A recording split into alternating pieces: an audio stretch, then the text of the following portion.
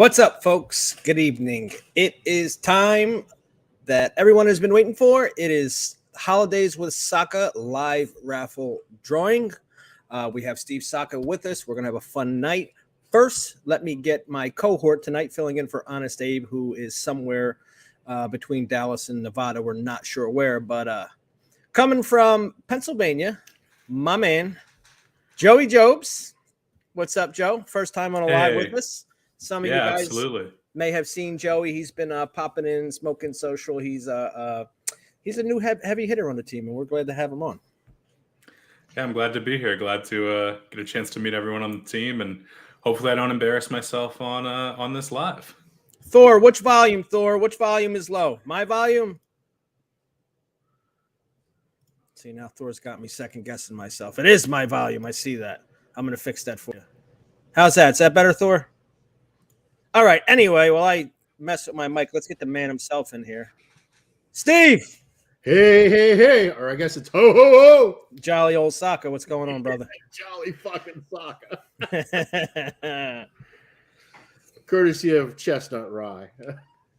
Makes everyone a happier soul. It has begun.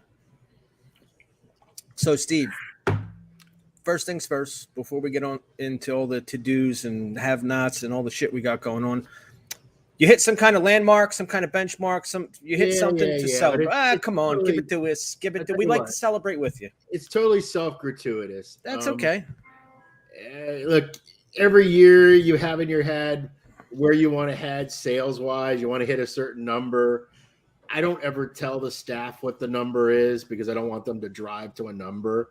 You got to let these things happen organically. But I had a number in my head, and we weren't going to make it because it was like we were like $400K short of it coming into the month. But somehow, miraculously, they fucking pulled it off, man. Crazy. I don't even know how they did it. I mean, and they did it all of their own will, because they also, it's like, you want to hit those $1 million marks, right? 1 million, 2 million, 3 million, 4 million, 6 million, 8 million, so on. Sure. And it was that next $1 million mark that was out there. And amazingly, they beat it by $109. Hey, listen, man, if you win by a field goal, you win. So a win's a win. Congratulations and good for you. So it was an unexpected surprise. Now here's the bad part. I had already met with my accountant, and I'd already planned out what the taxes were going to be due based on the number that was. Now I'm going to owe extra taxes, but and going to have to pay the accountant for another. But hey, these are the type of problems you'd rather have, right? Absolutely. But the team really smashed it in the end, and I still don't know how they did it because I didn't give them anything to work with.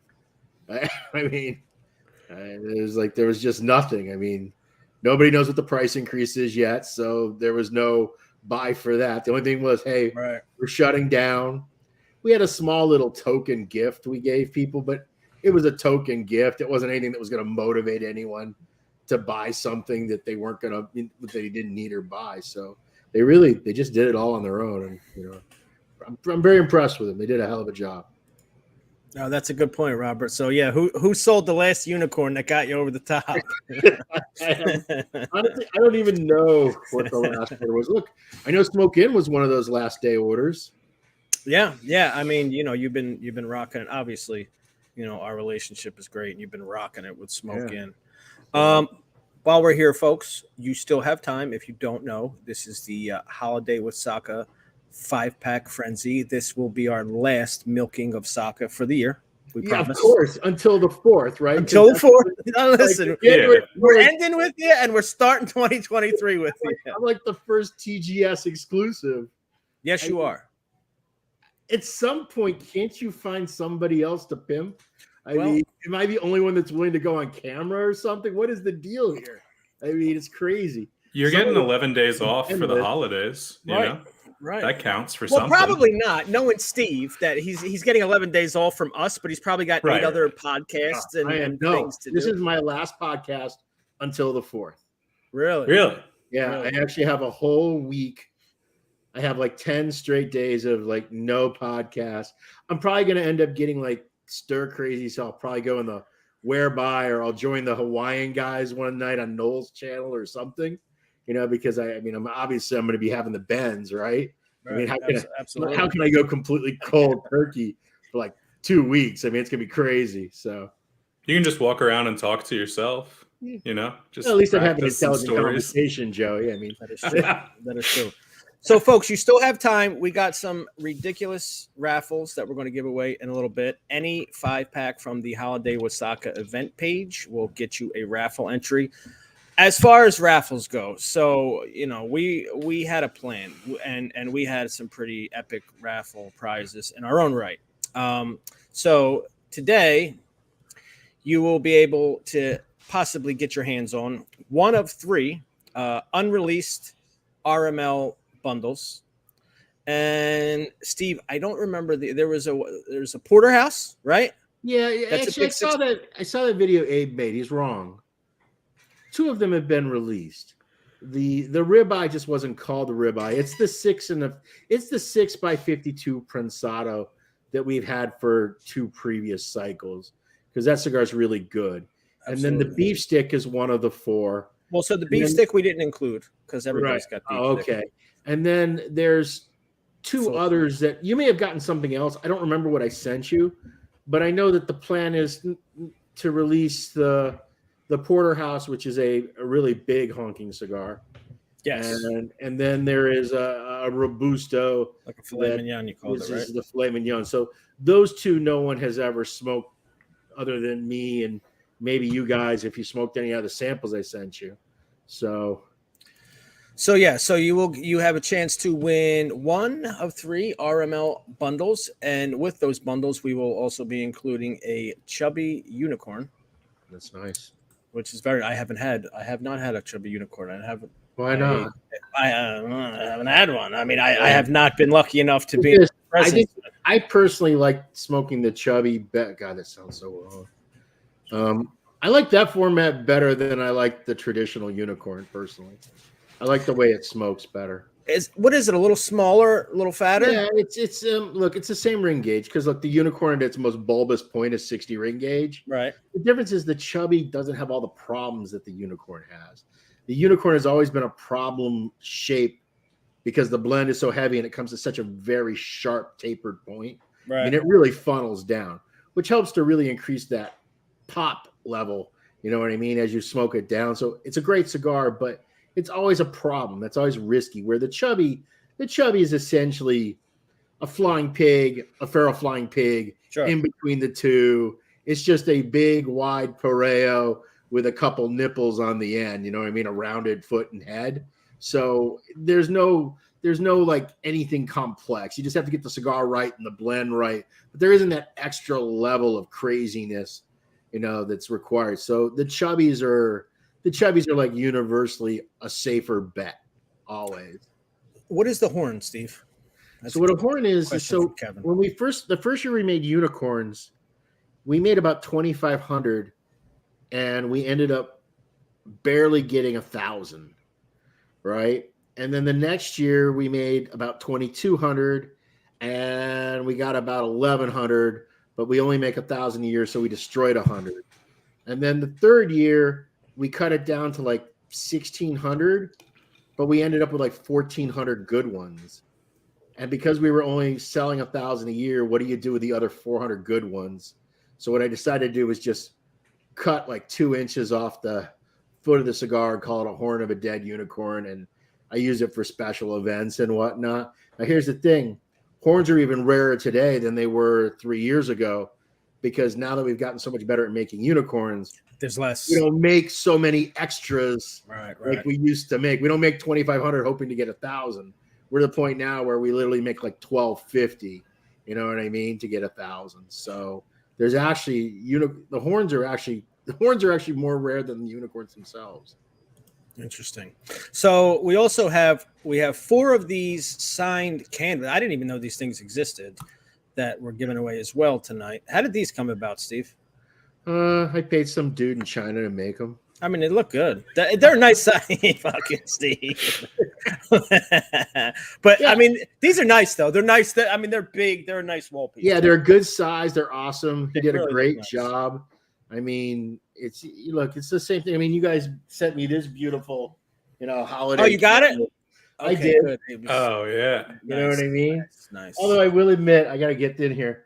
Lafferty is really fucking creepy. Look at it. I mean, is that crazy or what? Yeah, good. That was good work from Carlos, our graphic guy.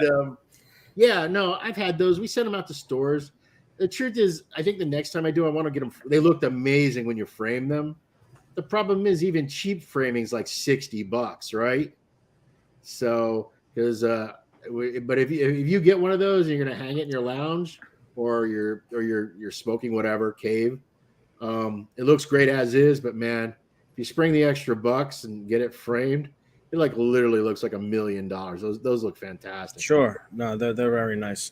So then, what our top prize was going to be is you are going to possibly get your hands on a signed canvas and one of these beautiful crystal ashtrays.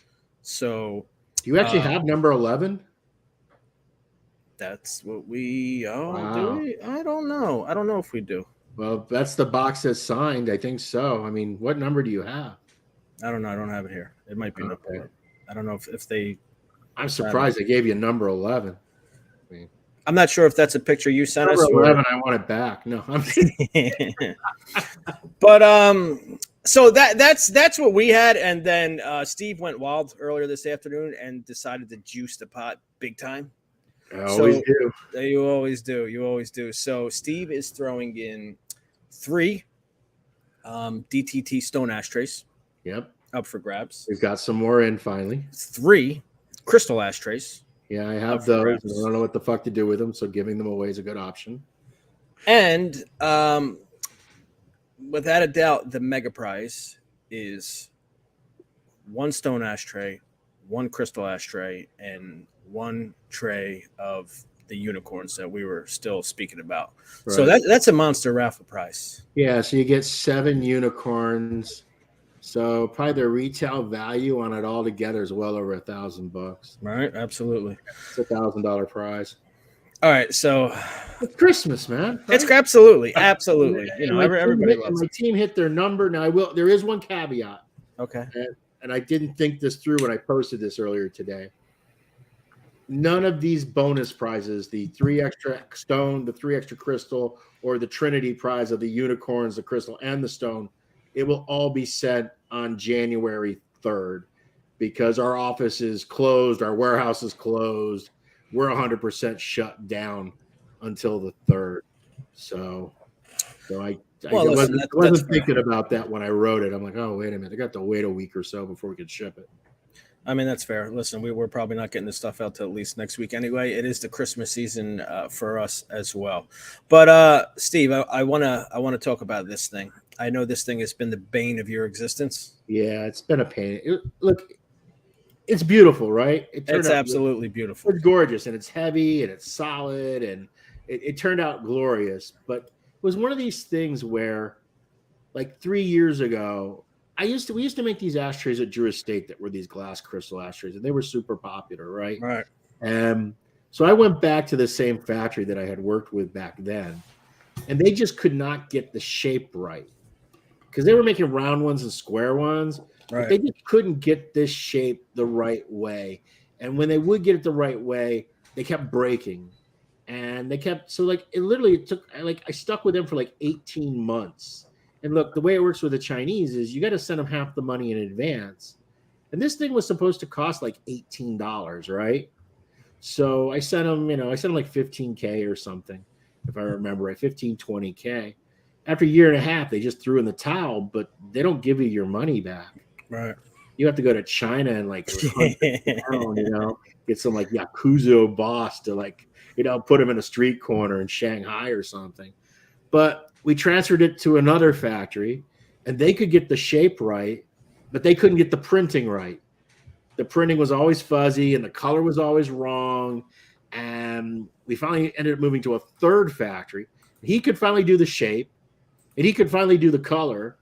But at this point, I was like up over $60 for each ashtray, which was like literally like 3 times more than what I thought it was going to be before. And then I'm like, well, gosh, if it's going to cost this much, then let's serialize them, right? Let's make it because I'm never making these fucking things again. Obviously. Right? This is a one-time kind of deal. I say that. I shouldn't say that because saying never is a stupid thing to say. But just to give you perspective on it, I had them serialize it to 999, but there's only 500 of them right now. Right. Okay. Because the price got so crazy. I'm like, you have to cut the order in half. I can't spend, $100 and some odd $1,000 on fucking glass ashtrays. And then they needed a box to ship them in because now they're so expensive. You can't just put it in a cardboard box. And you got the box and they fucked up the foam in the box. You got this fancy box and fancy ashtray. And what do? They just jammed. That's literally, it was jammed. Foam that they tore up to keep it solid in the box. So now, when I took it out of the box, I was devastated because I'm like, how am I going to figure out how to get this foam back wherever it was? Right. It's so stupid. So now I'm waiting on foam inserts and getting 500 custom foam inserts after the fact. They're like fucking $8 a piece. Did the same people that did the ashtray do the box, or did you have to order the box? No, totally different people, man. Oof. Everything's different. Ashtray is one person, box is another person, foam is another person. It's just a project that would never go away. And by the time I'm done paying shipping and customs and duty and all of that, not counting the 3 years of grief and them holding on to my money and the 20 odd samples that went back and forth and having to pay to air freight, all that shit back and forth. I mean, I'm like $78 to $84 into each one of these ashtrays, just straight cost. It's absurd. And here we are, just giving them away. A fucking $6 ashtray and they sell it for $200, right? I mean, that's the smart plan. Instead, what I got this fucking anchor around my neck that I don't really know how I'm going to use them because, I mean, literally a customer would have to buy, what? They'd have to buy $2,000, $3,000 because, I mean, whether the customers realize this or not, most of the crap you guys get as bonus items, the manufacturers want that to cost sub $5. Okay, that's where they want it to be. If it's something that's really super pricey, they might spring up to $7 or $8. You know what I mean? But this ashtray is just so out of the realm of reasonable. I just don't know what to do. It's like the stone ones, right? The stone ones cost a lot too, but and that's probably what I'll do with these ones. I'll probably make it something where if a retailer places an order for X number of thousands of dollars, they get one of these ashtrays. I mean, legitimately, you know how value chains work. That ashtray, if you sold it, it'd be like $275. Right. That would be the price tag on the ashtray, just in the normal value chain. Yeah, well, the Annie-Go just lowballed you big time. I don't think that's happening, Vince. You got better luck. Yeah, fuck you, Vince. Why would I do that? I'd much rather milk you to buy 5-packs forever on the hope that you might win one. I'm gonna make way more. Speaking of, we did have some questions pop up in the chat on how people enter the raffle. So if anyone missed it, if anyone joined late, you want to go to the Holidays with Saka Claus event page on the site. Any 5-pack you buy enters you for the raffle. There's some extra freebies and stuff in there too, stickers and towels you can get. But any 5-pack on that page will get you into the raffle, and that's good till whenever Alex pulls the ripcord here. Yeah, till whenever we're done talking to Steve. So, yes, with each 5-pack, you're going to get one entry into the raffle. You're also going to get one of those awesome Holiday with Saka stickers that we made, and you just saw the canvas art that Steve put up. It's a rendition of that. But also, if you buy any two 5-packs, you're going to get the Saka Squatch rally towels that we had made. And if you buy 4 or more, you're going to get the Saka Squatch rally towel and a Sin Compromiso rally towel as well. Steve, do you have any of those? Did we send you? No, one? you guys never sent me one. Yeah, we got to send you some. They actually came out nice. You know what? Yeah, it's probably better I don't see it because you know me. I'll be like, this sucks. This sucks. Yeah. But actually, I could use it because that sweat towel. That sweat towel. That's what it is. That's what it is. Sweat. I mean, sweat towel. I mean, it's golf towel, right? I guess it's a golf towel, right? Is what it's intended. Yeah, to yeah. Whatever you want. Wax the boat. There you go. But You could use it to stain wood. Actually, those towels caused me a little grief. I had a retailer really upset with me that why do I give you guys towels and I don't offer them to everyone else? And I'm like, dude, I didn't make the towels. They made the towels. They paid for the towels. I got nothing to do with the towels. If you want to make something, here's my logo. Go for it. As long as it isn't a piece of shit, I'm okay with it. Right. Yeah, you get that a lot, huh? Yeah, look, you guys are all like little jealous hens between one another. Everyone assumes that someone's getting a special better deal. And we're like the most transparent company ever. I mean, it's really simple. We have one price threshold. It's a 6-figure threshold. And when you hit that, you get a 10% standing discount. That's what everybody gets when they hit the threshold. And it doesn't matter whether they're a big company or a little company. We have a couple brick and mortar stores that now are over that threshold, maybe more than 2 that get that. You know what I mean? So, it's the same thing. We're always willing to do co-ops with mugs, but we got to split the cost because the mugs cost me $13 a piece. We're willing to do Saka Squatch statues. We have the same rules for everybody, but just naturally retailers assume because you guys have done so many promotions this year that somehow you're getting some extra favorable treatment. And the truth is you guys just keep coming up with ideas and are willing to put the effort into executing them. And as a result, it looks, you know what I mean? Absolutely. And that's what I tell. And look, I got this. I got a retailer earlier in the year complaining about me posting a picture from a shop of a cigar. They took a picture of one of my cigars in an ashtray. It was a really pretty picture. Posted, of course, I tagged the shop. And they got angry with me that I, posted a picture and tagged the shop. Why don't you ever do that for me? And I'm like, well, when have you ever posted a picture? Make a nice picture of my cigar in the shop. You're just kind of like quiet. It's like, well, there you go. It's just that simple. You know what I mean? I don't know what you're expecting. I mean, Chris Duke wants more poo. No, well, go for what? You go on Amazon and order it for what? $7 a bag? Is that what it is? 7 or 8 for poo, for cotton candy. That was wild to me. Did you guys get rid of all that? We got rid of a whole lot of it, and then I think we have a bunch of people with children that work at Smoke Inn. So my kid ate some. Dave's kid had some. It went one way or another. Somebody fill me in on what this is. Sasquatch poo? Yeah. I don't know. Go ahead, Steve. Steve found it. Actually, I didn't find it. Chris Duque found it, and he posted a picture of it. And I just bought I don't even remember how much we bought, Chris. 1,000 bags for the trade show. And hey, any retailer that came to the booth and placed an order, we gave them a bag of Sasquatch poo. So it's stupid. It's quirky. I know, but I like it. Yeah, why not? It's stupid. Now, luckily, I didn't have to pay $7 a bag because I was able to buy it wholesale, so it cut the cost in half. But still, I spent over $3,000 on Sasquatch shit in a bag. Yeah. Oh well. I mean, the poo was a hit. I gotta say, the poo was the hit. Yeah, but look, that's the thing. Yeah, stupid, quirky, fun. That's what stands out, man. I mean, it stands out with the fact that you make excellent cigars. It's really weird because we try to make. Look, I think we're doing a really good job cigar wise. I think we're on par with all the best companies right now, cigar wise. But yet, we take the cigars really serious, but we don't take the other stuff too serious. You know what I mean? Sure. I'm willing to do these quirky little dopey things. Like I got a really hilarious thing I'm going to do at the next trade show. It's going to piss one manufacturer off, but I don't give a fuck. It's just too funny to not do.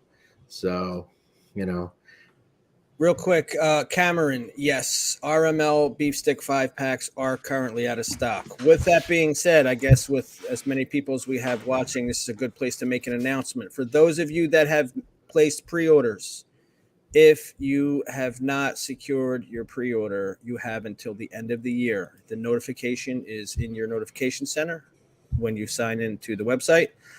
Those of you, if there's any left over by the end of the year and you didn't get your RML beef sticks, sorry, you're going to be late after that. And we're going to put what few we have left for everyone else to devour. And I'm sure they won't last. Did you have a lot of people not take their pre-order? Not a lot, but a few. I mean, there's you always will, you know. Always will. But look, it's not. People end up broke at the moment. They forget about it. Sure. They're currently in, they're being held hostage, somewhere in Beirut, Bangladesh or You something. don't know. But look, the beef sticks, that we had, the extra that we had are all gone. So once the first of the year comes, anything that's left is going on sale. I'm For surprised you guys the ordered. masses. You guys ordered quite a few hundred extra beef sticks. We did.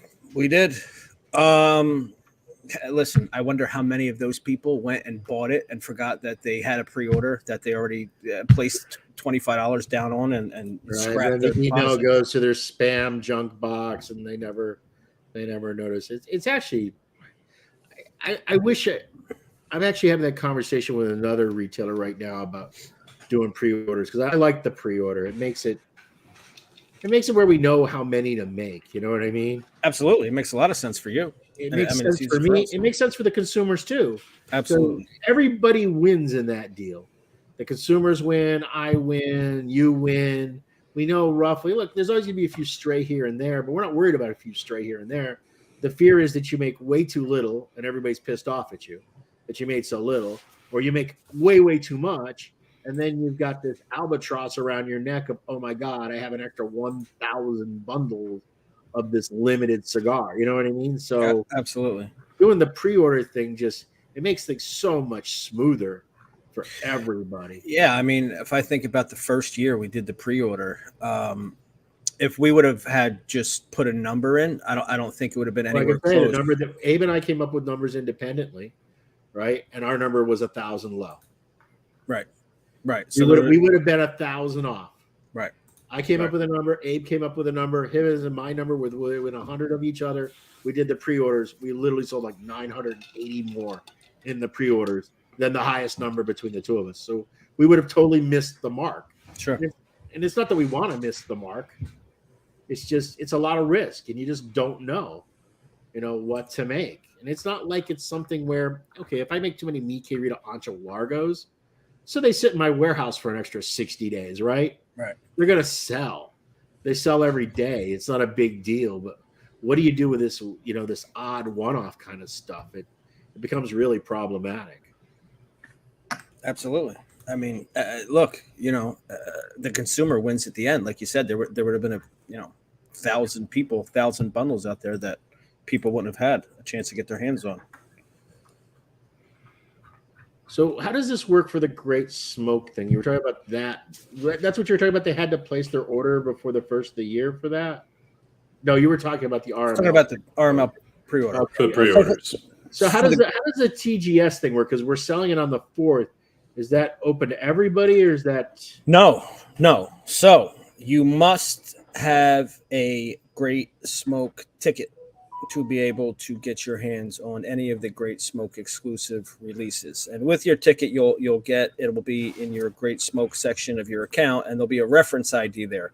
To be able to enter the Great Smoke store, you will have to put in your reference ID, and that will grant you access to the store. So if you are not a Great Smoke ticket holder and you want to get your hands on the DTTEX 127, 127? Yes, I nailed that.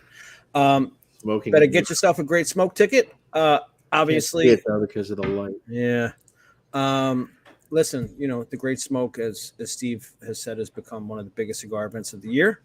The ticket price in itself gets you a boatload of cigars and swag and an epic time and a chance to, this is something that's only come about in the last couple of years, but to get your hands on these extremely limited releases. Now, is there a limit of 1 or 2 per customer, or is it just, hey, if you have a ticket, you can buy whatever you buy? No, there's a limit. We do that for people like, Vince Benetti, who want to like gobble them all up like a Gavone and not give any to anybody else. So there's a limit. I don't know. Maybe it might be 2 or 3. We haven't figured that out yet. I have to assume mine will be probably the easiest to get because I'll be the first one. So not as many people will have tickets at that point. Well, I mean, it could go either way, Steve. You being the first one can also drive people to want to, get their tickets early so they don't miss out on that. But yeah, I mean, what I don't even remember what that run was. It's 300. It's only 300. I think it's 300. So yeah, there's only 300 to go around, and we have well over 300 tickets sold.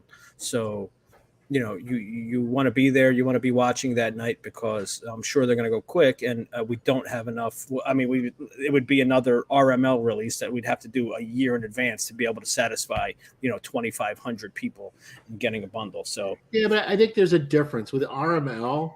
It builds slowly because the first year we did like 500 and people got to taste them, and then there was a second year and they got to taste the next ones. Where with these EXs, I mean, every year it's a unique, different blend. So you're really kind of buying it blind. Where with RML, it now has a history. You know what I mean? You've decided that you like the RML or you don't like the RML. It's just a question of Vitola change or something like that. So sure, I think it's a little different than. Yeah, but I mean, look, Steve, that kind of, your track record plays into that. Yeah, look, obviously the fact that the two previous ones didn't suck helps you a lot. But the third one could. I mean, it's totally different. So, sure, yes, the third one could theoretically suck, Steve. I'll grant you. It does, and I'm smoking it now. It's fucking fantastic. But that's neither here nor there. They look good. Tell us about that cigar, yeah. So this is the cigar that'll be released as part of the TGS exclusive series for 2023, the DTTEX 27. I got to get a look at it, and it looks fantastic. Tell us about that cigar, Steve. Did I send you the write-up for it? You did. I got it, yeah. Yeah. Gotta look at what I wrote because I can't even fucking remember, man. Doing everything in such a flash. Because you got to remember that's something I did like over 6 months ago, for God's sakes. It's crazy. Steve, while you pull that up, will people still like the 127 if they haven't smoked the other 126, or is it like a what it is where you have to... what all the experimentals are, the EXs, is there almost always some tobacco that I've never worked with before, or there's some sort of unique tobacco. So like the 120, so like the tobacco that's in the 127, it was pretty much in blends like through like 105 through like 134. You know what I mean? So it was used in a whole bunch of different ones. It just turns out to be 127 was the best. So Steve can give you the info on the cigar. I'm just going to throw this part out there because I don't know how much Steve plans on getting into it, but the cigar involves theft, clandestine meetings, absurd negotiations, smuggled tobacco seeds in a belt, and money in a bag transactions.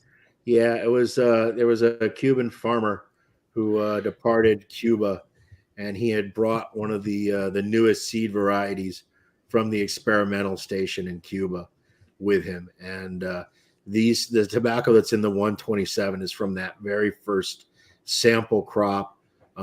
We grew it in the Jalapa Valley. We harvested it, January of 2021, I think, was when. So that's when this tobacco was from. It's from January of 2021. It's a relatively simplistic blend. I mean, it's an Ecuador sun-grown Habano, and it has the Mexican San Andres Negro wrapper. And then as far as fillers, it literally is only two different filler tobaccos. It's this new Habanista seed that's never been grown before, and then with just a little bit of Pennsylvania seed leaf added to it. I like it because this tobacco has this kind of like Mexi chocolate kind of flavor to it, and it has that like real prevalent like cinnamon note. You know what I mean? That like Mexican chocolate has, and then the little bit of Pennsylvania seed leaf just gives it that little touch of pepper. To give it a little spice. I don't want to say it's chipotle because that's not true, but it just gives a little bit more oomph. It's a really intriguing cigar. I think the people that get it are going to like it. It's correct me if I'm wrong. If I remember right, it's about 5.5. No, it's like 5 5/8 by 50, but it's a soft press, so it's a semi prensado. So it kind of feels more like a 48 when you smoke it. Gotcha. Real quick, Brant. No, we did not do the drawing yet. We'll do that in a little while. But so that gives you time, bro. Get them numbers up. Go get yourself more 5-packs. Get in it to win it. So I think consumers are gonna look. It's different than the 38, and it's different than the 78 because in both of those cases they had totally different tobaccos in them. It's just a fun little thing, and honestly, I'm not really making it for you. I'm just making shit. And then I say, okay, well, here's one that's good. So this is worth being an exclusive, TGS release. You know what I mean? That's kind of, it isn't like I'm saying in February, okay, I got to make something for next year's TGS. I'm just doing what I normally do. And, eventually you throw enough darts, you get lucky, like, oh, this one doesn't suck. Okay, there you go. And you kind of go from there. A little bit of tweaking. I mean, I make them all originally in just 6x52s. So once I locked into the 127 blend, I then started playing around with the sizes and pressing it and, seeing what, to fine tune it a little bit. But yeah, that's part of what makes it a possible project. It's something that's just a byproduct of what I'm naturally doing anyways. So nerd question, Steve. How many of those do you think you're doing a year? I was saying an average. Not ones that you scan, or just that like blends. Yeah. Like these are just experimental blends, so they don't have like a real purpose in mind. I would say in a given year, I mean, there's been years I've only done like 8 or 9, and there've been other years that I've done like 40. Like I think right now I'm up to like 172. Really? Right? Yeah. I'm always it's the part of the job I enjoy the most. Sure. Sure. That's the part. There's 3 parts of the business I really like. I like the tobacco blending part of the business. I enjoy that. I enjoy the branding part of the business. The strategic part of creating a brand and figuring out what it's for and how it's going to be and whatnot. I have always enjoyed that part. And the other part of the business that I like is the customer interaction. And I mean the consumer customer interaction, not the retailer interaction. There's some retailers whose company I enjoy, but for the most part, there's not a lot. You know what I mean? Sure. I'd much rather deal with the consumers because I'm me and them are the same, right? So it's kind of like it's just like you're hanging out with your friends. So those are the 3 parts of the business I like the best. The part I like the least is the sales end of things. I like the promo, the barking part, but I try to do it in a way that's educational, informative, and whatnot. But I don't like the actual transaction part of the business, which oddly enough is absolutely 100% critical because I can't do the stuff I like if nobody's buying this shit. Obviously. So, but the truth is, I mean, and this, Alex, I'm really not involved in sales. No, absolutely. You're not. The office really does handle everything. The only time I'm weirdly involved in sales is when it's a special project.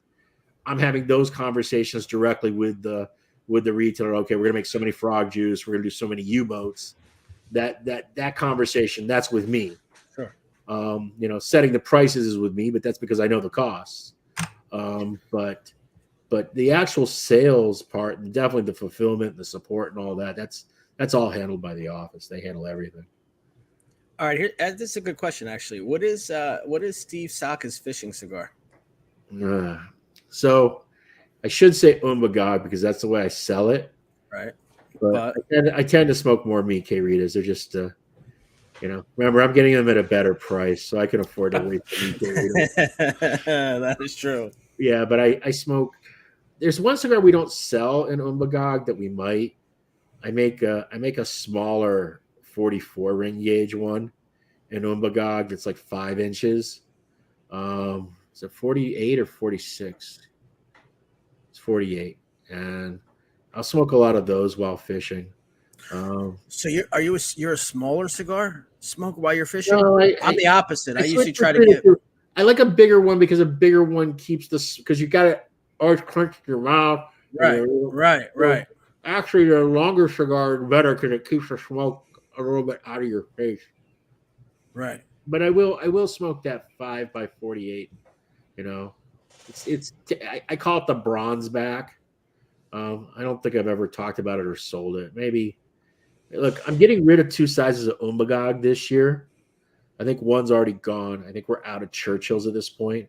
I think I'm down to like the last 30 or 40 bundles of short and fat. I need to. It's not that neither size sold. They both keep selling. I need to start tightening up the lines a little bit, because if we keep making more stuff, it just makes my life more and more complex. And that isn't really good for me on an inventory perspective. It really isn't good for the retailer either. They can only dedicate so much space to my crap. So I have to start being, I don't want to be that company, and I don't mean this in a derogatory way. It's going to come off like this, but I don't want to be the company that 3 years from now says, oh, we're not making these 140 SKUs anymore. You know what I mean? Just instantly, whack. You know what I mean? And normally they really waited too long. They should have trimmed those SKUs out long before. But it's hard because that stuff is all selling, right? And it's all adding to the pot, and it's adding money. And, even if the sales aren't strong on it, you start adding together what, just these two Umbagogs alone, they're worth easily $150K in sales to me every year, $200K, right? So you're basically like saying, okay, I'm going to give up $200,000 in guaranteed sales. But you have to trim, because if you don't, it just makes your life harder in the long run. And it's not like, and the only people that benefit from the really wide expanse is like guys like you. Because for you just list another item in the database, it pops up on the website. But even for you, it just means that's that many more SKUs you have to stock, right? Sure. Our warehouse getting pretty full too. Right. So it has to be my responsibility to trim where I think is in the best interest of the retailer and the company. And even though the consumer doesn't feel like it, it's actually in their best interest too, because that means more focus can go to making Toros and Gordas. That's what I was going to say. Does it? I assume production goes into play with it. Right, the production, right. So what'll end up happening is the Umbagog pairs that were previously making Churchills, well, they're moving right into Gordo because I can't keep Gordos in stock, right? Those just keep selling out on me. So instantly, those two pairs that were making Churchills, they're instantly going to move in. They already moved into it 4 months ago, 5 months ago. So and that's part of it too, because I have to balance out the labor resources that I have, to make the sizes that are the most popular and the easiest, the best turning, because that's what retailers care about. They care about the best turn. They just do. And the only place you can really be experimental and play around is in the limited stuff. Okay, consumers are always after me. Make smaller cigars, make smaller cigars, make smaller cigars. It's not that I don't want to make smaller cigars. It's just retailers don't want to buy them. And if retailers don't buy them, then you know what I mean? Right. There's so few retailers. I mean, I would say that half the retailers in the country, they'd just be happy if we had Robusto Toros and Gordos and call it a done deal. They'd rather not order anything else. And there's some that don't. True. They literally just ordered those 3 formats in every single brand. I find it rather boring. I find it rather pedestrian. But in the end, they're the ones that control what ends up happening. Listen, Aaron, look, there's a science to doing these things, and you kind of have to be on with some. I've been on with Steve quite a few times. Joey's you got to get to know the cues. I don't know when to shut up or when not. There's always the fear of dead air. So look, cut Joey a break. It's his first one. I got a question. You want me to say something? Can I ask something non-cigar related? Of course, Steve's drinking. You can ask him anything at this point. I'd love to get your opinion on the AFC East this year. Well, how that's looking. First off, can we just not talk about the last game? Because I have never seen the Patriots do anything as bonehead as they did in that last play of the last game. I mean, I'm still like in turmoil about that game. I mean, it's ridiculous. Look, the AFC East it's a much better. It's the best it's ever been. I mean, the quality is really good. Even the Jets look good in moments, in places. But, I mean, you definitely can see the improvement. Miami, for the first time, is looking way better than they've ever looked. Look, New England is looking the worst that they've ever looked, personally. And the thing with New England is just way too many mistakes. I mean, in that last play, that last game, I mean, just sit the fuck down. We're going to overtime, for God's sakes. I mean, I understand it if you're not tied and you're behind. Right. Then, okay, start doing that stupid chain and ladder bullshit and hope you get lucky. But how often do those plays work? 1 in 1,000, right? I mean, It's just so rare. I really have no clue, and you could see it in Belichick's face. I mean, he was the only person who was more disgusted than us was him. I mean, it was. You think the Bills are going all the way? Man, I mean, they're definitely in the running for it, right? They're good, man. And they're solid. The Bills are solid. Kansas City is solid. I mean, I think overall, I mean, it's really the AFC East and the NFC East, right? That's where primarily most of the bright spots are this year. So, I mean, look, I think the Patriots the Patriots have a really hard schedule. Like they play the Bengals this week, right? So, I mean, that's going to be a tough game. I mean, the Bengals have been really coming on strong, as they should. I mean, Burrow's a good quarterback. So, I think they have a shot at making a wild card team, but they're going no. I mean, they're just not good enough to go anywhere in the playoffs. I mean, maybe they eke out a win in a wild card round on a fluke, but they're going to die in the second round. There's just no way that they're going to make it beyond that. I hate to say that but I'm a realistic fan. I mean, it is what it is, and so, I mean, but yeah, I mean, I think the Bills and the Chiefs are the two obvious teams coming out of the AFC. And then the NFC is a little hard. Obviously, the Eagles are just it's the Eagles, man. That's the conversation. Yeah, the Eagles are in their own class this year. I mean, they're playing such great football. Alex and I get the treat of watching Gardner Minshew Christmas Eve. Yeah, that's going to be a real joy. I mean, it's I think this has been a really weird NFL season. I don't think the play this year has been particularly good. Where last year I felt like, separate of the Patriots, I thought last year the NFL was a way better league than this year. This year has been a lot of sloppy football. It really has. Yeah. I mean, there's so many teams. I mean, the Raiders are disappointing. The Broncos are disappointing. The Browns are back to the Browns. The Steelers have been lackluster. I mean, the entire AFC South, I mean, I think 7-7 is currently the division leader with the Titans. The Titans are a good team, but I mean, the Colts, the Texans, oh my God. I mean, that's painful. And I mean, the Rams are a disaster. The Cardinals are messy. The Bears are messy. The Packers, I don't even want to get into the Packers. I mean, the Bucks are winning the division with a 6-8 record right now in the NFC South. I mean, come on, how is that even possible? 14 games into the season, they've lost the last 2, and yet they're still the division leaders. I mean, it's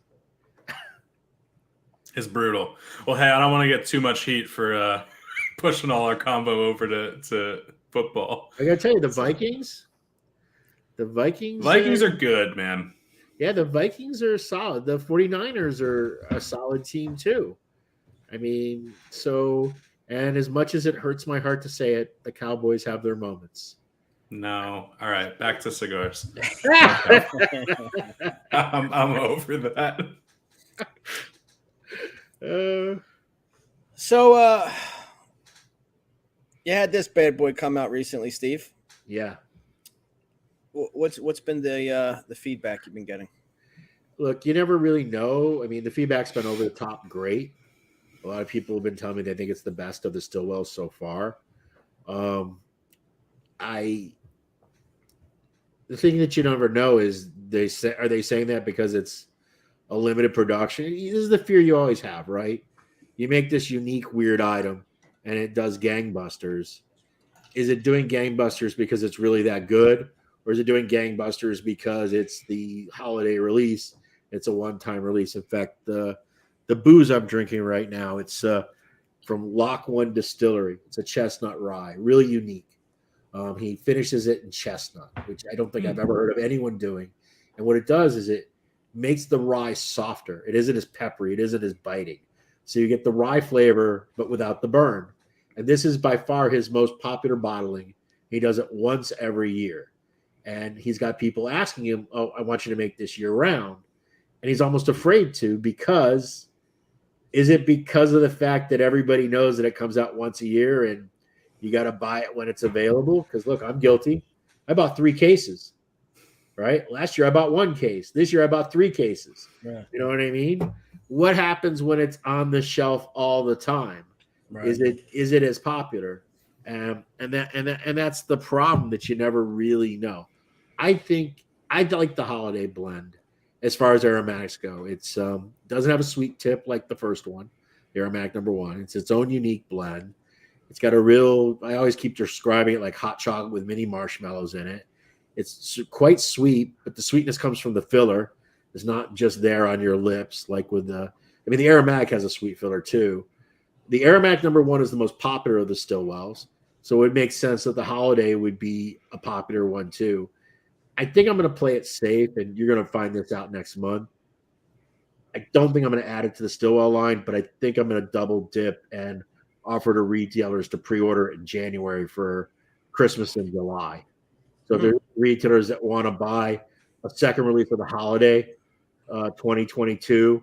It'll be available in July for them to put on their shelves because I don't want to make the same blend for this year's holiday. I already have this year's holiday blend done for 2023, and it's totally off the reservation. It's the complete opposite of that holiday. It's a really strong cigar.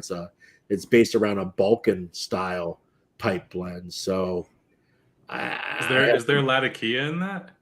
There's a touch of Latakia, but it's much more a burly, very heavy burly kind of blend. More burly, more oriental. So, it's a much more potent cigar. So, in fact, I think I'm going to probably have to change the band to a different color than white so it doesn't confuse people. But so Christmas in July with Saka. We'll get the event page started tomorrow. Yeah, mark your calendars. We got January 4th. We got July 25th. We got. Yeah, you figure. I'm going to probably ship it like June because I'd like to get it out before the trade show, so my staff doesn't have to worry about that when we go to the trade show. But it'll probably like land. Trade show's like middle of July, like July 10th-ish. Right. So I'm probably going to accelerate my June container because normally containers are the third Wednesday is the loadout. Next Monday is the ship date. I'll probably move that container shipment up a couple weeks so I can get them in the country and give them a 10 days of rest in the warehouse, and then we'll ship them out at the end of June, I think. It's going to depend on what retailers order.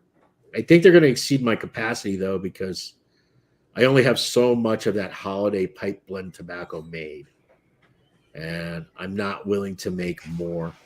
Depends. Look, if the pre-orders are huge, I'm willing to get more made, but it takes about 2 months to make that pipe tobacco blend. So it might cause a kink for me to hit my June target date with that. Luckily, Stillwells don't require a long time in the cool rooms. They only need about 6 weeks after rolling. The current Stillwell blends, and particularly that aromatic one. Why is that? It's not a lot of really super heavy materials in it. You know what I mean? And the thing is, we pre-wick down all the pipe tobacco because it's of course too wet. So that's already being pre-wicked. So it kind of helps to offset the extra moisture that we're introducing in the cigar tobaccos when we're rolling it.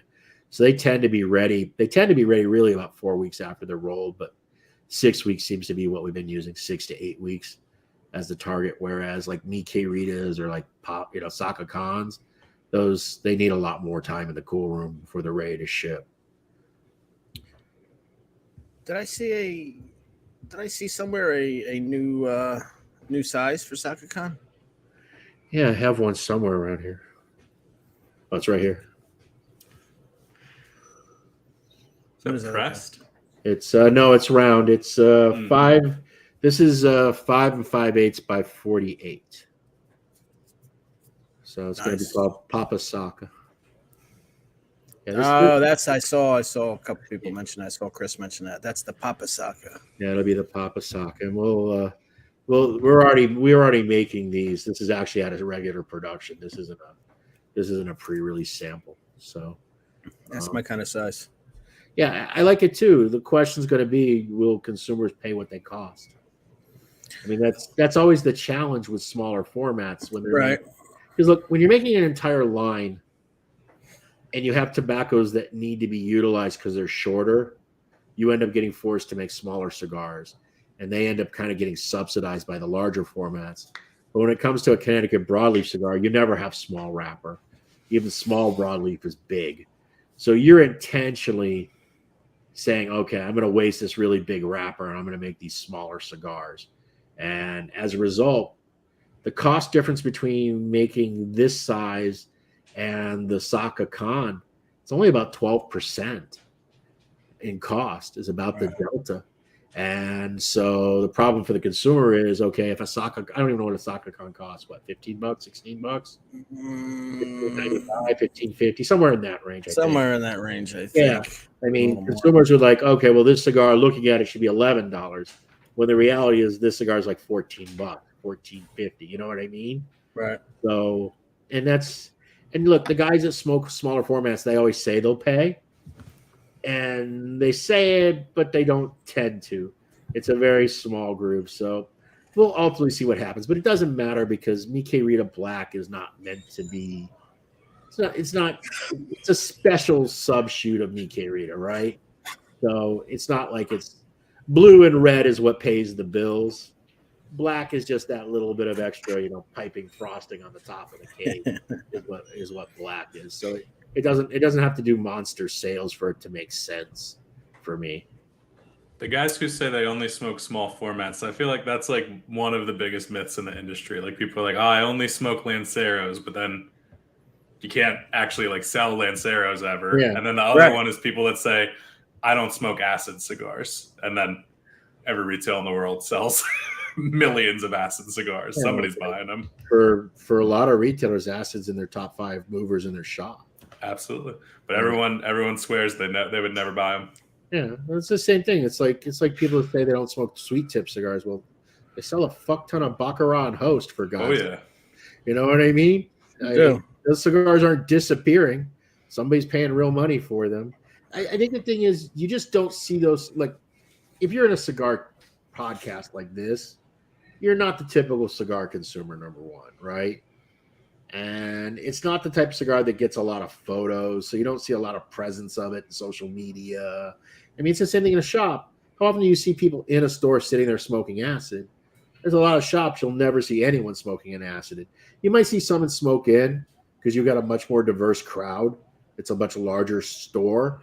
But a lot of stores, you'll never see a customer ever sitting there smoking a Cuba Cuba. Sure. But for the retailer, it's one of his best-selling SKUs in his store. So somebody's buying them and somebody's smoking them. Absolutely. Yeah. So, I mean, I can tell you when I was at Drew Estate, one of the best things that ever happened to us as a company is when retailers started putting POS systems in and they could actually see how many of what they were really selling, right? Because in their head, it was the brands that their lounge lizards were talking about were their best sellers. Right. Those were the ones they were paying attention to. But when they actually started to get hard data about what was actually turning and selling, like, oh my God, I had no idea that acid was my number 3 brand in the shop. I had no clue. I would have guessed it was like number 20. I mean, that's just because they don't pay any attention to it. And the acid guys would come in, they'd pick up 4 or 5 cigars, they'd pick up a box, and they walk right out. They never hang out and, say, oh, have you had the Cuba Cuba? It's such an amazing, you know what I mean? Just that would never happen. But the reality is a lot of people smoke those cigars. Not a lot of people smoke Lanceros. No. Lanceros. Sorry, guys. You Lancero people. I'm surprised at how many Lanceros we still sell, and I'll leave me the hell alone. It's definitely punching way above its weight. But still, no. Lanceros are, like I've said it 100 times. And Lancero smokers, they're always chasing the size. They buy every Lancero that's released. They buy a whole box. They smoke 1 or 2 out of the box, and then they put the box in their shrine of Lanceros to never smoke another one and talk about how great it is for the next decade. And then they bemoan the fact that, they got discontinued. Well, it's because you fuckers never bought any more of them, right? We're happy to make what the consumers ultimately want. We nibble around the edges. We throw in a Lancero like a Now Leave Me Hell Alone or a a Papasaka. We can do these things in small little here's and there's, but the reality is we'd make way more of them if consumers would buy them. Look, retailers would stock them if consumers would buy them. It's just that simple. Everybody is it's like when I hear consumers complain about all the large ring formats, right? We as a company don't happen to make a lot of them, but the reality is a lot of cigars are bought and smoked. That's why there's so many of them. Right. It's not like the manufacturer's trying to foist that onto the marketplace. That's the marketplace demanding those cigars, and that's why there's so many out there in existence. You remember the real old school Half Wheel article where Charlie did like the Lancero 50 and reviewed like 50 different Lanceros? Oh, I don't remember that. That was old school. Of any Lancero smokers that I've offended in the chat, check out that Half Wheel article. You can see 50 different Lancero reviews. This is maybe, I don't know, man, like 8 years ago, 10 years ago. And I've talked about this a few times. I'm going to release a Lancero sampler because when I was making the Now Leave Me the Hell Alone, I made like 80 different blends before I finally settled on the one that ended up in the box. So I'm going to reprise like 6 of those. I'm going to pick like a couple that really sucked and throw them in there. Some of the ones that were good. And I'll probably throw one of the Now Leave Me the Hell Alones in, but I won't say it's. I'll like number them 1 through 7. And eventually I'll get there. I just don't have time to do it right now. But eventually that's been a project that I've always wanted to do. And that way for the Lancero geeks, then guess what? You buy 1 box, you get 7 cigars, 7 totally different Lanceros. Get your rocks off, go in the corner, masturbate, enjoy yourself. And, but how many am I going to sell? Maybe a couple thousand 7-count samplers. You know what I mean? I'll be lucky. Of course, Kevin Shahan found it. Thank you, Kevin. Yeah. There you go. And listen, the Lancero people will buy 2 of the samplers, Steve. 1 to smoke and 1 to put on the shrine. So that's the nice. And there he is, nice Coop. advantage. Coop, the most anti-Lancero guy that I know. He's the other end of the spectrum. Coop is one of the few media guys that loves the big formats, right? Yeah. Most of the media guys, they totally poo-poo the Gordos, the 60 ring gauges, and Coop's one of the few guys that smokes those cigars by choice. You know what I mean? So, you guys, I tend to smoke the bigger ring gauge cigars from Dunbarton, which is not normally my thing. But I smoke the Brulee Double Corona. I literally killed a box. It is sitting on my desk. I killed a box of these yesterday. This is my reminder that I need to place an order. That's Lafferty's choice. He likes the double. Yeah, that's Lafferty turned me on to him. Yeah. And what's the Sin Compromiso size? Like 7x64. Yeah, the number 7. Big one. See, I'm a number 5 guy for Sin, which is big for me. But I'm a number 5 guy too. 5 smokes the best for me. I smoke the Intrepido too. The one I don't smoke is the one that's the Lancero, the Verita Magica. I mean, it's not actually a Lancero, but it's like 7x44, but then it's pressed. And once you press it, it feels like a 41 or a 42. So it's pretty close to a Lancero. And guess what? It is the slowest selling of the Sin Compromisos by like 6-fold, right? It is the one that just it's the redheaded stepchild. I force the retailer to carry it if they want Sin Compromiso, and I don't even force them anymore, right? I just say, look, pick the 4 best sizes for you. And guess what? In like 19 out of 20 cases, the Rita Magica does not make the cut for the retailer because consumers just they don't want it. Sure, they don't want the size. That's a good question. I think I'm sober. What do you think? Yeah, you seem all right. You seem some. I mean, I'm not to the slurry, drooly phase yet. I mean, give me time, but yeah. I've been there before in your chat. You've been there. You've absolutely been there. When I do the whereby after, because I almost always it's the whereby, and then I just that's where it goes down. That's where I pull out the bong and the whole 9 yards. I get my heroin drip going. Yeah, it's crazy. Wow. It goes down. Yeah, and I just put a straw right in the bottle. It's it's funny. Sometimes we'll play a game on Saturday nights. If I'm here and in the whereby, I'll get in and I'll post Sakas in the whereby on Facebook just to see how many people will pop in, see you're not there, and then leave.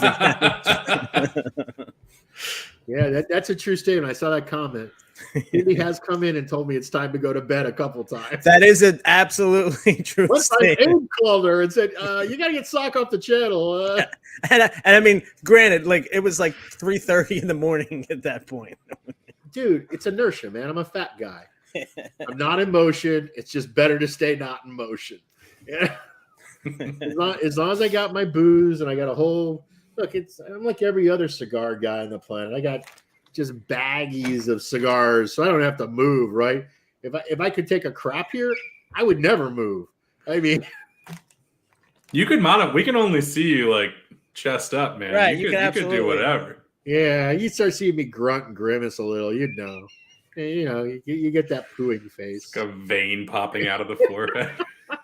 We're entering Matt Booth territory. Back up. Let's. This is true. When are we going to do this raffle, man? We've been on for an hour. So here's what I'm going to do. It's 8:10, guys. I'm going to give you 5 minutes to get your last orders in. Come on. If they haven't got their order in by now, Steve, I'm still getting texts that things are going out of stock. I mean, come on, don't stop the train from rolling. Now you got 5 minutes, Steve. If there's one thing you can do, it's talk for 5 minutes. You can do a monologue for 5 minutes. I guess I can. So you got 5 minutes, people. Then I'm going to kill off the site, kill off the page. We're going to start. You know what I can use some help with? So I got talked into doing the 360 thing. Yes. With the Great Smoke. Yes. And Abe says I need to bring props. What does that mean? What are props? So things for people to hold up while the thing is, I don't know. How am I going to encourage them to show my brand when they're getting their 360 photo? That doesn't make sense to me. Well, to start, your brand's going to be on every photo, and I don't think anyone is going to complain about showing your brand, Steve. Yeah, you never know. Maybe I'll do something. I don't know. We'll figure out some 360 contest for everyone that gets into 360. We'll put them in a special raffle, and we'll draw some great prize for them or something. There we go. My understanding, it's a big 360 too, right? Like it's not where it can only be one or two people. It's like no, you can fit from what I understand, you can fit a few people in there. It should be fun. It's a nice little touch. Yeah. Everybody get a picture and whatnot. Are we gonna have topless Mardi Gras girls that I can toss beads at? Are we gonna? Bro, listen, man. All I know is we have like 10,000 beads here just for throwing around. I told Abe, like, these camera guys better be on their game, because when it starts getting wild, they better just start looking forward. I don't know what to expect. We got a lot of beads. Yeah. Who knows? We need to spike the crowd with some from some females from Spearmint Rhino. Well, Spearmint Rhino will be there again, so awesome. Who knows how this is going to go? I bought a pimp hat for the event. I bought this really nice purple felt fedora. So beautiful. Yeah, you're going to fit right in. Yeah, I plan on earning some of those beads too, so you all can look forward to that. Oh yeah, that's can't wait for that. Oh, great, thanks, John. Put your shirt back on. Here's the bead, please. I'm gonna toss a fastball full of beads at you. Right at the head.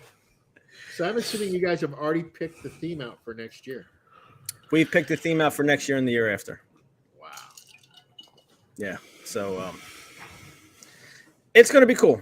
It's gonna be cool. I like the themes. Yeah, the theme's fun. I mean, we don't overdo it, but we do it enough so it's part of the experience, and it makes it fun. I just think it makes it more interesting because there's always something to. It makes it easy to be creative when you have this new thing to work from every year. You know what I mean? Absolutely. Yeah, absolutely. I mean, it's just so much easier than, it's another cigar event. What do we do? So I like the whole theme thing. No, the theme is fun. Yeah, we like to stay ahead of it. We got two that popped up to us kind of immediately. Because look, we want to get a teaser video for the end of this year to kind of, tease away next year. Keep. Now, are you guys doing the same kind of broadcast thing with Herklots? Absolutely. Absolutely. How do you go back, Steve? Once you do it and then you do it, we did the digital experience when we couldn't have a live event. And he's a great host. Absolutely. Yeah. Michael makes it easy, but how do you go back? It gives, we got so much feedback from people that look, I got kids, or, I can't afford to go travel. I never got to, be at these type of events, and to be able to, at least be a part of it, watching it, people dig it. So, why take it away from them? It's hard to So- go back at this point. Percentile wise, I don't want to know numbers, but how many virtual tickets are they? Like 25% of the sales, 30% of the sales? No, they're like half. Really, that Yeah. much? Yeah, we Wow. allocate almost half. Yeah. I mean, think about it. You know, how many people that just they don't have these kind of things in their area? They can't afford to go, take a vacation to Florida for 4 days, And essentially. the truth is, there's less of them now than there used to be, but the vast majority of them were always a little subpar. You know what I mean? Right. I think the thing too that makes yours really unique is separate of the theme and separate of the quality, but I think the social aid aspect has really added a lot to it. Sure. Because and I've noticed this over the last 3 years.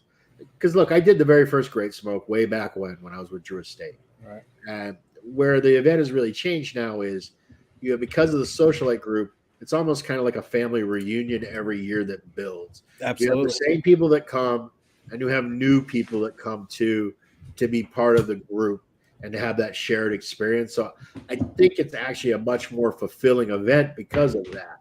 You know what I mean? Because everybody has that part of the experience to look forward to, which I think for a lot of the attendees is maybe more important than I get a lot of cigars and I meet some manufacturers. I think it's the interaction with their friends that really makes the difference. And that's the big part of it. I mean, I went to an event earlier this year, and with trying my best to not be biased, but got to the point where I said to myself, what could I possibly do here for 3 hours? Yeah. What is, and that's what we try to focus on, not just going around cattle calling your cigars and then what, Right. Well, folks, it's that time. I am shutting it down. If you didn't get your order in, you got about 30 seconds. Joey, this is your time to shine, because I need about 3 minutes to get this raffle together. So chat away, my friends. Are we even going to be able to read the names on the wheel? Or are they going to be... absolutely not. Not even close. Okay. I already went through my one topic.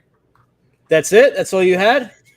No, I will tell you guys on the TGS train, man. I'm super looking forward to attending it. I've been to a lot of cigar events, and the Great Smoke is one that I've wanted to go to. I like the show aspect of it a lot, because I always had that same problem when you go to the, any sort of cigar festival is like you go around, you get all your cigars, and then you just, what do you do?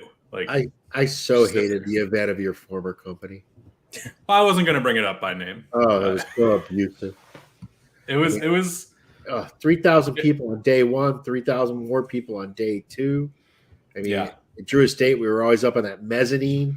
So we were right at the tier glass level. I mean, it was like literally choked my way through those 2 days. It was brutal. I mean, I know great value for people that went. Oh, huge value. Absolute ton of stuff. No, unbelievable amount of stuff. The dollar value was fantastic. That's not even a question. But man, as a manufacturer, that was a really rough event. It was a rough event as a retailer. I have to imagine for your staff, it had to be just a monumental lift. Yeah, they would plan. They would start planning. I used to work for Cigars International. If people don't know, they would start planning Cigar Fest before. Like for next year, before the event even started. It was over a year that it took, and we had multiple people that had these giant printout calendars on the wall, and it was a. At the point I left, Drew, we'd have to bring like 12 to 14 people to work that event. You know what I mean? It was a huge undertaking. I mean, it was big league. So, but yeah, I don't. I guess they don't do it anymore. I guess it kind of went the way of the dodo bird with COVID. Yeah, I don't think they do it anymore either, which is a bummer. Whoever got that last order in, good job. Mikarita Sakakon officially out of, or not? Yeah, Mikarita Sakakon officially out of stock. Good job. You snuck that last one in. That was a good box to grab, because we won't have any more of those for at least 2 months. Come on, Joe, dead air. I'm sorry. Yeah, I was just saying with the event, Jesus, so much heckling. With the event, it was tough because, now like PA and Florida are the two big cigar smoking states in the country, because there's no tobacco tax in Pennsylvania or Florida. That's why you see all these cigar companies there. My issue with Pennsylvania has always been the same, though. Pennsylvania has always been on the bubble. So if sometime the Congress goes and the governorship go one way, you could find a tobacco tax in Pennsylvania almost overnight. Yeah, it's every year there's an article that's like, it's just, we're gonna have a tobacco tax. It's coming. It's so on a razor thin. You know what I mean? It is. Whereas Florida's much more cemented, right? It's a much more cigar culture. There's so many manufacturers that are, in the state.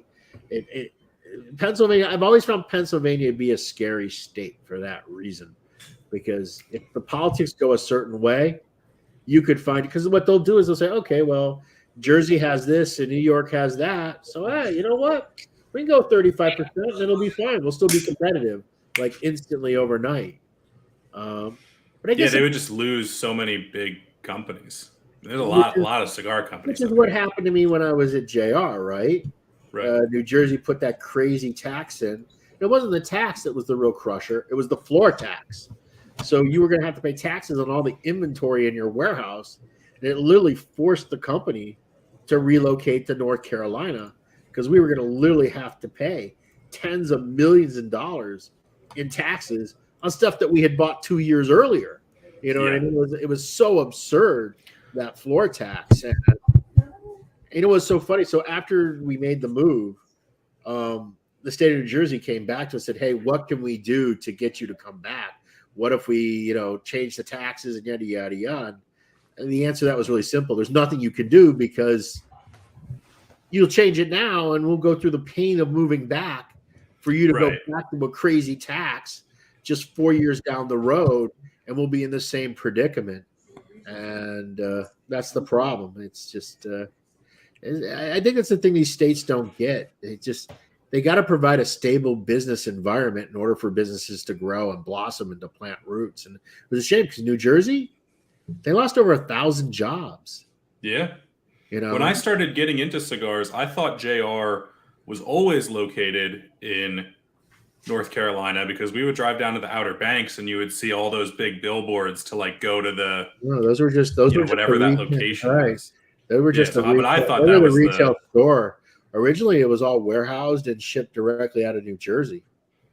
I mean, that was originally what it was. That's where the company grew up. Yeah. So, oh well. Sorry, New Jersey. You screwed the pooch on that one. They still have offices there now, right?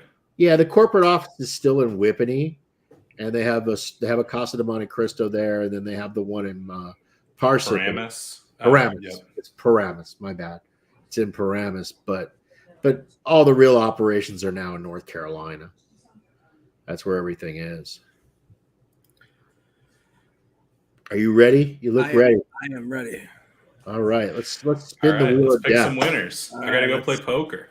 Ride the painted pony and let the spinning wheel glide. Is that Moxie in the background? Is that whose head we're looking at? That is Moxie in the background. That's whose head back of the head we are looking at. Hey, Moxie. Everybody, Steve says hey. Merry Christmas. Building up the suspense more. All right, here goes this whopper of a wheel. Look at that thing. It's always a whopper of a wheel.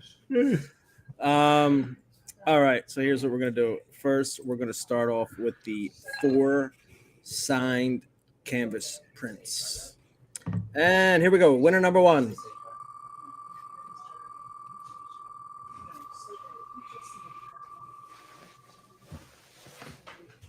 Wow.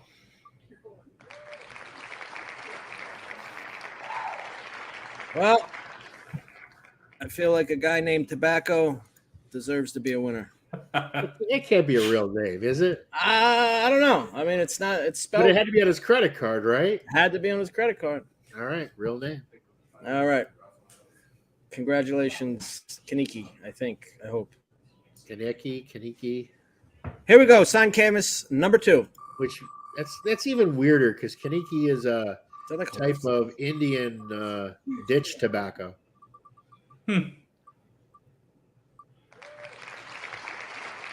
Juan Castillo. Hey, Juan. Congratulations, Juan. Yeah. All right, let me get this in here. Signed canvas number 3.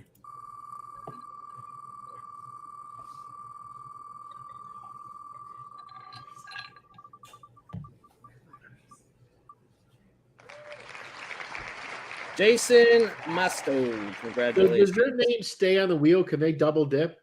So they can double dip if they bought multiple packs, but this name comes off the wheel. Got it. So that's a guy that just bought 1 5-pack.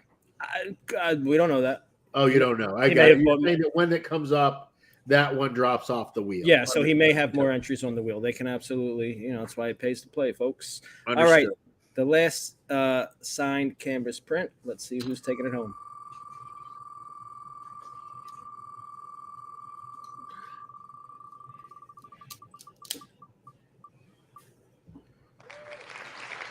Kenneth Coyne.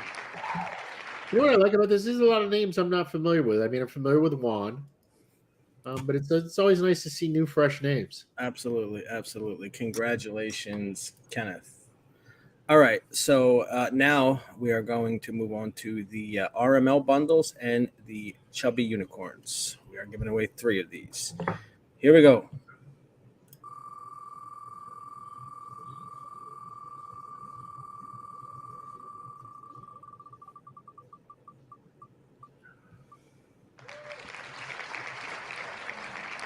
Eddie Raider. Wow. Also known as Boyd Raider. Congratulations, Eddie. Eddie. I was actually just messaging with Eddie earlier, so I'm sure he'll be ecstatic if he's watching. Yeah. Congratulations. Eddie's a great guy. Love him. Yeah, Eddie's a nice guy. All right. Here we go. Next, unreleased RML bundle and chubby unicorn. You can't even see the wheel get smaller when you remove the name. No.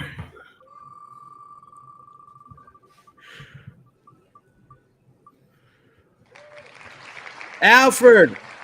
Congratulations, Alfred. I know Alfred as well. I don't think I've ever met Alfred. I met Alfred actually in person at an RML event. So, Huh.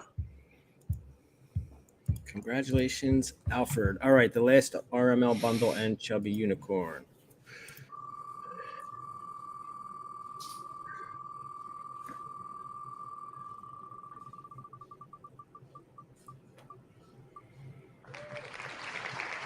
Big Jim Boyle, big time socialite. Congratulations, Congratulations, Jim. Jim. Jim is also a whereby regular, so he has definitely seen Saka at his finest. Oh yeah, I know who Jim is. Jim's in the chat. Congrats. Congrats, Jim. All right, so now we're gonna move into some of Saka's juicing of the prize. We're gonna start with the stone. Wait a minute. What about the crystal ashtray? Oh, I see. We're gonna give away the single ashtrays. Single, and then yeah. Don't mind me. I'm starting to get into the bottle. Yeah, there we go. People get you might as well load up in the whereby now, people. All right, here we go. First stone ashtray.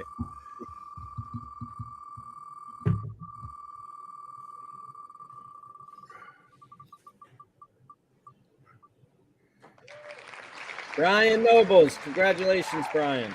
So, Brian, you'll be one of those people that gets it a week and a half later. It'll be shipped.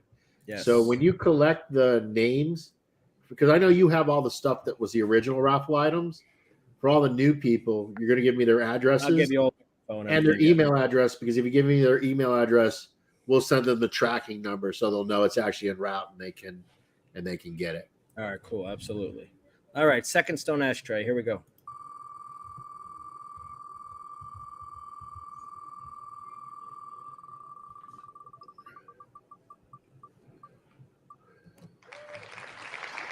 Dan Lemus, another big-time socialite and whereby regular. Dan is known to get as drunk as Steve Saka in the whereby. So, and Dan never wins anything. So about time, Dan. You had to pop your cherry at some point. Congratulations, Dan. All right, last stone ashtray. Here we go.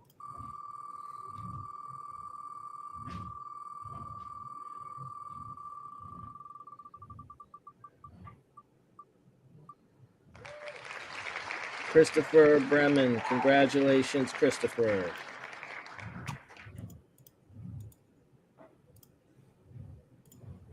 All right, so now we are moving on to the crystal ashtrays. Let's see. First winner of a DTT Bane of Steve's Existence crystal ashtray. See, if I keep giving them away, I won't have to figure out what to do with the fucking things.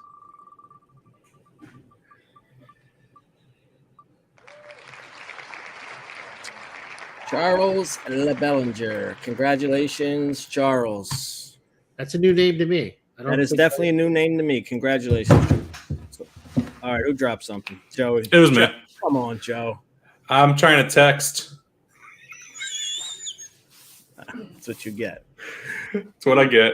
It is funny. Hands up. This wheel is not looking any smaller. No, That's what I'm saying. We hit remove name and the wheel does not change. Just a curiosity. So I'm looking at the wheel. So is there like a person in every orange stripe, every green stripe, every blue stripe, every red stripe? Every stripe is a person. Every stripe is Every stripe has a name on it. You only see names like in the blue or greeny ones, but there's a name in all the other ones too. So if it was smaller, I think they put the green and the yellow in its black text because it's easier to see, and then the blue and the red is in white text. So when it's big like this, you can kind of see it. And how do you populate this wheel? Did you have to hand key all these names? No. I copy and paste it from a spreadsheet, and it's funny because the wheel will actually take like 30, 40 seconds to actually paste in all these names. You know, I don't think it's designed for big raffles like this, but I think there's so many names it's not even. I don't even think this is showing them all. I mean, I'm sure the people are in there, but I think this is just a depiction of what the wheel is. Right. Yeah. Right. It almost looks like that weird 3D kind of thing in the center. What do you call those patterns? You know, that you stare into. And oh yeah, like the seeing eye things. Exactly. Right. Yes. Do not stare directly into the wheel. All right, crystal ashtray number 2. Here we go.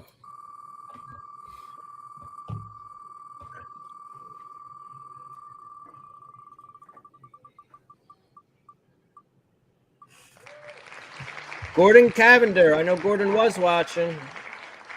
Congratulations, Gordon.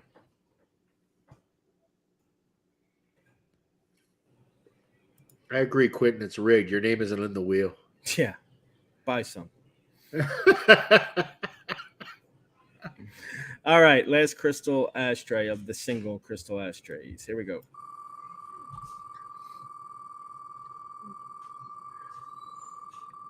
Okay, Gordon's in the channel. Congrats, Gordon. Sean O'Connor, congratulations. You won yourself a beautiful DTT crystal ashtray. Look at that. Quentin bought 4 packs, man. Yeah, I don't know. I'm going to have to double check that. All right, so we are moving on now to the DTT crystal ashtray and signed canvas print from China. Beautiful wall piece, though. Here we go. Let's see who's taking this thing home.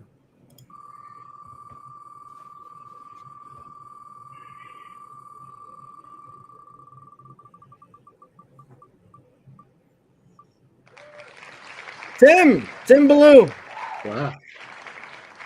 Congrats, Tim. Congrats, Tim. I don't know. Tim, I don't know if Tim is grounded or if he's roaming the states in his what do you call those things? Those Winnebago type things. An RV? RV. In an RV. Yeah, Tim is he tends to get around. But congratulations, Tim. Yeah, you're sober. You don't know that. I'm a city kid, bro. We couldn't even fit those things anywhere for anybody to own one. Bigger than the apartment, though. Literally. All right, folks. So it's time for the big juicer that Steve threw in. The next person on this wheel is going to take home a stone ashtray, a crystal ashtray, and a tray of 7 unicorns, courtesy of Steve. Yes. So the person that wins this, I'm going to email them. If the number is still available, they can have their pick of the numbers. They just can't have 1 through 10 because those are already committed and employees and whatnot. But if the number is available, they can have their own. They can choose their numbers if they have a lucky number. All right. Is 69 still open? I don't think anyone's taken 69. I'm shocked, actually. Keep your eyes out. All right, so here you have it, folks. Stone ashtray, crystal ashtray, your number of choice if it's available, and a tray of unicorns. Here we go. And on the tray of unicorns, if they want to swap it out for something that they'd rather smoke, I'm okay with that too. I'll work that out with the winner. There you have it. Brian Brantley. Congratulations, Brian. Congratulations, Brian. I don't know if you're in the channel, but That's a big prize. A whopper of a raffle prize. That may be the biggest raffle prize we've ever given away. What did we give away on the last one? Oh, it was just a straight tray. Yeah, I think it was just a tray. Yeah, I think so. This is the big. That was the biggest. Yeah, I mean, at this rate, 3 years from now, we'll be giving away a Porsche, right? You guys have a guest room in your house? You could do like a little weekend. Oh, no. I've learned my lesson. I'm not doing any more of that ever again. Didn't you just do like a dinner with somebody or something? Dude, that's been going on forever. It's just, that's the problem. It's so hard to coordinate when I do the, hey, fishing with Saka or, thing with Saka. You got, what ends up happening is like 4 guys, because the bid gets so high, right? That it gets, $7,000, $10,000 that they end up splitting it with 4 friends, 3 friends, and then trying to coordinate everybody to be at the same place at the same time. It's just, my schedule's already stupid, and other people have stupid schedules too. It just becomes impossible. So I'm done. I'd much rather hand someone cash than commit to one of those kind of things. I don't know how Rocky does those dinners where Rocky comes to your house and cooks. I mean, right. That's gotta be so difficult to coordinate. So next year's summer with Saka, envelopes of cash. Write it down. There's not gonna be another summer with Saka, I hope. No, I'm just. Are you kidding me? We have spring coming up. We have spring with Saka. Summer Who knows? Arbor Day with Saka. We need summer with Terrence Riley. We love Terrence. We love Terrence. I mean, we do. But summer with Terrence. We're gonna ride the wave if you think about it. We got the President's Day event on the books. Oh, yes, God. coming up soon. You got to do an Honest Abe thing for President's Day. Have you ever done that before? Well, we put them on that. I mean, look, we had the whole the penny thing. I know. Yeah. I mean, that turned into a whole. We went to the mattresses on that coin. Dude, I got my penny right here. There it is. I have my other penny right here too. The original. Well, I have that one's mounted in the frame. Here's the one I said I never got, so I could milk to get this one. And he did. I lied to get this one. He milked this for 2. Yeah. He milked this for 2. I still don't have a Little Abe though, so I don't know who I have to blow to get a Little Abe. But you have the Christmas coin? I'm sorry? The Christmas coin? I don't think he has a Christmas coin. I don't have a Christmas coin. There's a Christmas coin. Coin's nice, man. Look at this guy. Oh, you don't have a Christmas coin? Not coming into focus very well. It's part of the Advent calendar. I can't do it. Who knows? Hold up. Yeah. It's nice. It's blurry, but it's nice. That was everyone who purchased a 2022 Advent calendar got a Christmas coin. Oh, I can't wait. So what day are we in on the Advent calendar? What day are we what? What day is the Advent calendar on right now? Oh, 22, yeah. Christmas Day is the so we got 3, 4, 5. And we got 3 left. Can't wait to see the end of the Advent calendar. It's been exciting, man. People have been really enjoying it. I've actually really been impressed with watching people who got both, and they're smoking the 2021 and the 2022 Advent calendar. Which one had better cigars in it? I don't know. That's a good question. We'll have to poll the audience for that at some point. 25 is a good mix. So we tried to make it as even as possible. And what, there's 25 different manufacturers or 25 different brands, so each slot give or take. I mean, some may have gotten 2 slots. But yeah, I mean, I don't think I've been in this Advent calendar so far. I don't know. I don't know everything that was in 2022. You still don't have a penny, Vince? You don't have a raffle win either. Sorry, bud. Better luck next time. We have a long history with Vincent Michael Benetti, Joe. You have no idea. He literally was the cause of a Saka smoking war for a couple days that people even thought was real. Yeah. So bad, Abe had to call me at 2 a.m. saying we had to stop it. Yeah. Oh, yeah, it was wild. He was going crazy with all the DMs and PM. Yeah, Saka was at one point threatening to hold orders unless he got a coin. I even had Cindy email us saying the same. Yeah, it was a wild time. Well, folks, I'm sure some of you are in the whereby. I don't know if Steve's heading over the whereby or not, but I'm probably going to head over there unless I Yeah, I decide will. to play some I'm a chess. sucker. Yeah, I mean, I'm here. I still got some of this still while I was smoking. I'm definitely not going to waste it. But with that being said, folks, thank you for joining us. Thank you for supporting us. I've been looking for these forever. Steve, what The is Unicorn Knights? Where did you get that? It's from Modern Chess Variants. I found it on the internet. It took me forever to find one. I saw somebody had these, and yeah, they came with a really crappy rook that I hated. I threw the rooks away, but is it a full set or a couple? no, these are a separate like figurine itself, but it's the same size as the pieces that I have on my set. So really, yeah. I'm gonna have to look that up because I mean, literally, I keep my little pawn as like almost my fidget spinner. Those are nice. I like those. I've been looking for these Unicorn Knights forever. What's the matter, Joe? You don't want to talk about chess? Send me. You never sent me another game. Oh, really? I'm sorry. I'm after your last loss. Yeah, I got you. Heartbreaking loss. I don't want to talk about it. It happens. It happens. I used to be such a good player, but I'm so out of practice. It's crazy.